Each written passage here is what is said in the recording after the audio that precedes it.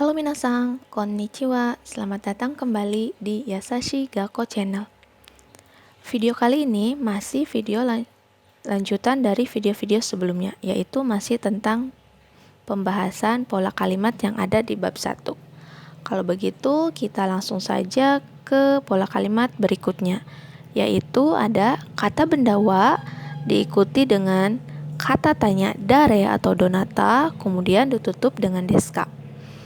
Pola kalimat ini merupakan kalimat tanya ketika kita akan menanyakan seseorang. Pada pola kalimat seperti ini yang terdapat 5W1H di dalamnya, terdapat kata tanyanya, maka ketika menjawab tidak perlu lagi diawali oleh hai atau iye. Jadi langsung saja ke jawabannya. Berbeda dengan kalimat tanya yang ada di pola sebelumnya, di mana kalimat tanya tersebut tidak mengandung 5W1H di dalamnya, maka ketika menjawab kita harus menggunakan hai atau iye terlebih dahulu. Oke, kalau gitu kita langsung saja lihat ke contoh kalimatnya, yaitu ada ano hito wa dare desu ka? Ya, jadi kata benda di sini merupakan subjek atau topiknya yang sedang ditanyakan. Di sini kata benda atau subjeknya yaitu ano hito, artinya orang itu. Ano hito wa dare desu ka? Orang itu siapa? Ya.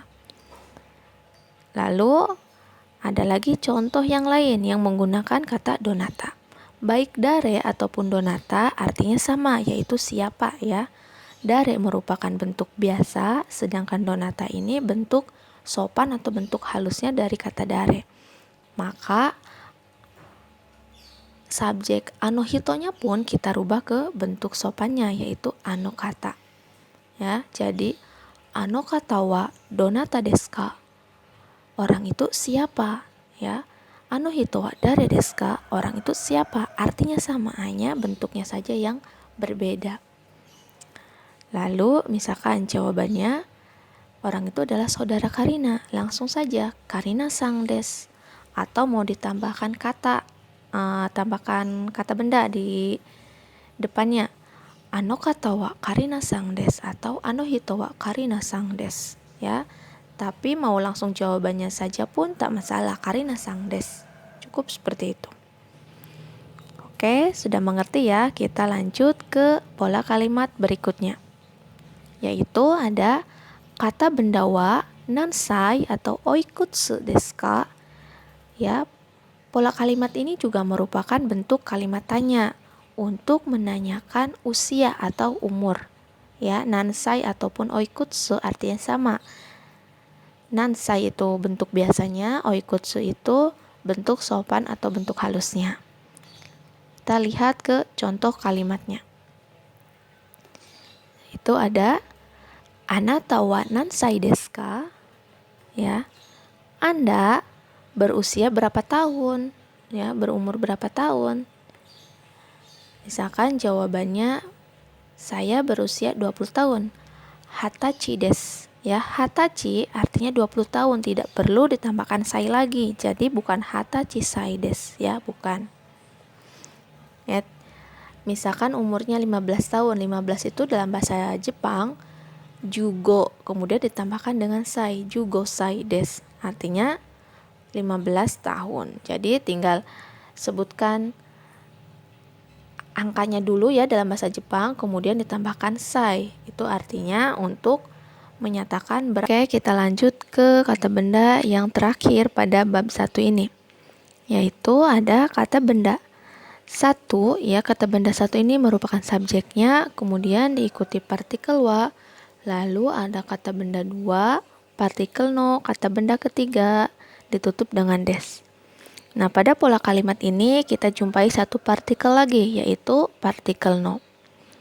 Partikel no ini fungsinya untuk menghubungkan satu kata benda dengan kata benda yang lainnya. Jadi, jika ada kata benda bertemu dengan kata benda, maka dihubungkan dengan partikel no.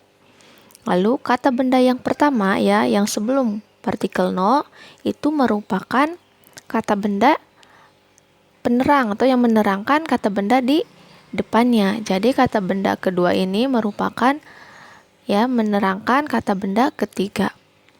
Kita kita lihat ke contoh kalimatnya. Di sini ada watashi wa nihongo no sensei desu. Watashi itu kata benda pertamanya atau subjeknya. Nihongo ini merupakan kata benda kedua yang menerangkan kata benda ketiga. Kata benda ketiganya sensei. Artinya saya guru bahasa Jepang. Ya, ingat dalam bahasa Jepang itu urutannya terbalik, tidak seperti bahasa Indonesia.